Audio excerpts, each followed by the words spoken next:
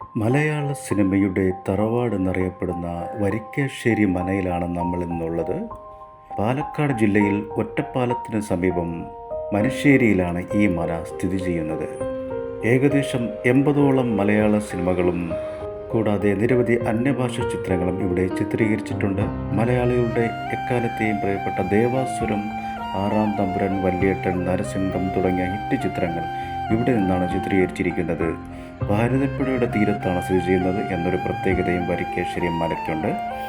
നൂറ്റാണ്ടുകൾക്ക് മുമ്പ് കലക്ക കണ്ടത്തൂർ കുടുംബത്തിന് സാമൂതിരി സമ്മാനമായി നൽകിയ സ്ഥലത്താണ് മന നിലകൊള്ളുന്നത്. പാലക്കാട് ഒറ്റപ്പാലം ഷൊർണൂർ റോഡിൽ മനക്കേശ്ശേരിയിലാണ് വരിക്കാശ്ശേരി മന ഉള്ളത്. പാലക്കാട് നിന്ന് 35 കിലോമീറ്റർ ദൂരമാണ് വരിക്കാശ്ശേരി മനയിലേക്ക് പോകേണ്ട ദൂരം.